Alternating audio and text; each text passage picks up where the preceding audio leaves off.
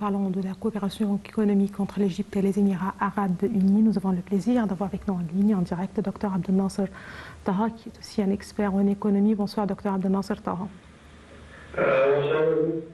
Donc des relations très étroites et très anciennes, des relations historiques lient l'Égypte et les Émirats arabes unis, une coopération dans les différents domaines. Quand on parle de la coopération dans le domaine de l'économie en particulier, Dr Abdel Nasser Taha, est-ce que vous m'entendez? Donc on parle en fait de coopération dans des domaines comme les énergies traditionnelles et renouvelables, les industries avancées, les infrastructures, l'agriculture, le tourisme certainement, entre autres domaines qui contribuent à la croissance économique des deux pays. Et là, j'aimerais bien rappeler qu'au mois de mars dernier, le président Abdel Fattah el-Sisi et le dirigeant émirati Mohammed Ben Zayed Al Nahyan ont convenu d'une coopération régionale pour assurer la sécurité énergétique de la région. Donc, est-ce que vous avez justement des détails sur cette coopération en matière énergétique ou de l'énergie? Oui, au début, on présente notre condoléance au peuple émiratien au décès du chef Mohammed Ben Zayed. Et dans ce contexte, on se rappelle que les relations entre les deux pays sont vraiment très exceptionnelles et dépassent les relations normales ou amicales. La coopération n'est pas justement une coopération économique, oui, mais il est très stratégique, politique et dans tous les domaines. Je crois que les deux pays considèrent que nous sommes une même famille et le grand support émiratien à l'Égypte indique que l'économie est un aspect de ce type et ce niveau de relations exceptionnelles entre les deux pays. Oui. Quand vous avez exprimé que le marché de l'énergie dans le Moyen-Orient, l'Égypte travaille avec l'Émirat et avec aussi l'Arabie Saoudite et en coopération très précise et continue.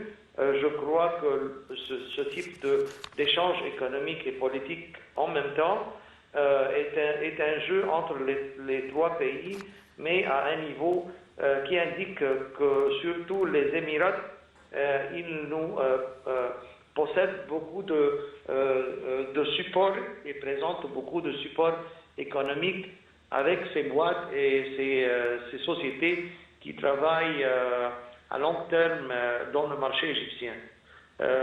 Les quelques mois, 6 mois qui sont passés indiquent la présence d'investissements émiratiens en Égypte et d'une part est un type de support, mais aussi active la situation économique en Égypte avec plus d'investissement, plus de présence et plus de coopération.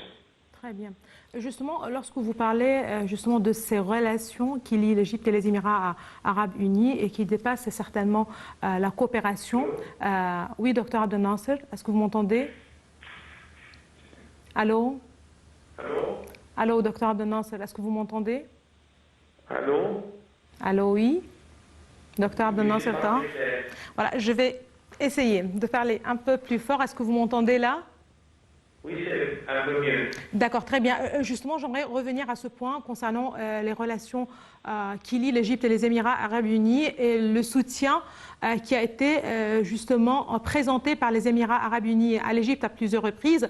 À titre d'exemple, justement après la révolution de 2011 et la période qui l'a suivie, que ce soit directement ou sur certainement la scène internationale.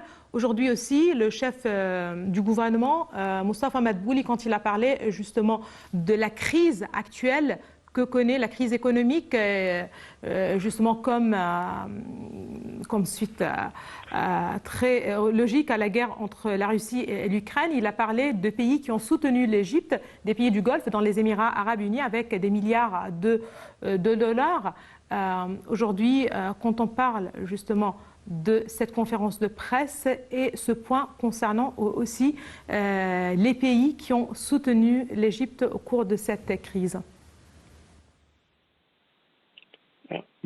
Oui, la déclaration aujourd'hui de Dr Mustafa, le Premier ministre, sur la situation et son explication sur la situation mondiale économique très délicate et que la crise économique touche le monde entier, pas justement les pays riches et même les pays, pas les pays pauvres uniquement, mais aussi les pays riches en même temps. Le Premier ministre présente des informations avec des chiffres qui indiquent clairement que l'Égypte a dépassé les 2 années de la crise de la pandémie positivement. Mais maintenant, la situation est différente parce que la crise est beaucoup plus forte et beaucoup plus sensible et beaucoup plus grave. Et même en Europe, l'Amérique, c'est partout. Et que dans sa présentation, on voit que la performance exceptionnelle de l'Égypte a attiré beaucoup de boîtes internationales et que les grands consultants économiques voient le marché égyptien qu'il était capable à résoudre et dépasser cette grande crise de la pandémie.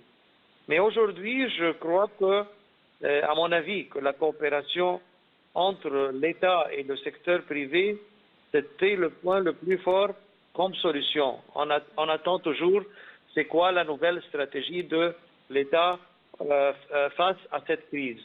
Le plus grand point qui était clair, c'est qu'il a déclaré, et avant le chef d'État a déclaré que le gouvernement doit avoir des plans de coopération entre le secteur privé et le gouvernement.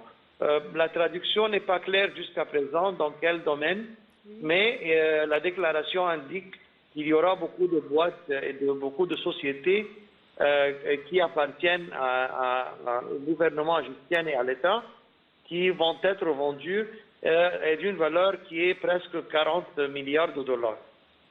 Je ne sais pas quel type de vente, je ne sais pas quel type de présentation ces chiffres vont se traduire dans les prochains plans. On va les voir, mais ces circonstances essentiellement nous obligent à développer pratiquement notre production industrielle et de couvrir nos besoins alimentaires d'une façon stratégique. La situation n'est pas justement de vente de quelques sociétés, mais on est obligé maintenant à avoir des solutions de développement pour résoudre l'industrie et l'agriculture de point de vue stratégique. Et j'espère qu'on verra des solutions et des stratégies beaucoup plus claires dans ces domaines, car on constate aujourd'hui que la sécurité alimentaire est clairement sensible et le risque est majeur dans ce domaine. J'espère... Oui. Je vous en prie. En fait, Dr Madbouli, il a précisé, il a insisté sur le fait que le gouvernement encourage le secteur privé à justement à être plus présent. Certainement, il a précisé que des facilités seront justement offertes, proposées au secteur privé, aux investisseurs en général. Il a souhaité justement encourager l'investissement, mais aussi la production en Égypte. Il a précisé, en fait, il a donné 6 domaines auquel le pays accorde un grand intérêt et insiste justement pour encourager l'investissement dans ce domaine. Il s'agit justement de production de produits ou de matières dont le pays importe avec justement des montants assez importants. On attend la traduction de ces stratégies en plan et j'espère qu'on verra prochainement l'industrie comme un objectif de base et un objectif de l'État très clair de s'appuyer vers l'industrie, le développement industriel, car à mon avis, c'est la seule solution. Parfait. Merci beaucoup à vous, docteur Abdelnasser Tah. Vous êtes expert en économie. Merci beaucoup de vos précisions. Là, justement, puisqu'on parlait aussi bien de cette conférence de presse du Premier ministre, mais aussi de la coopération entre l'Égypte et les Émirats arabes unis dans les différents domaines, mais surtout certainement dans le domaine économique. Les Émirats arabes unis et l'Égypte sont unis, il faut le rappeler, par un accord d'investissement de 20 milliards de dollars conclu en 2019 et destiné à mettre en œuvre des projets économiques et sociaux vitaux pour les deux pays.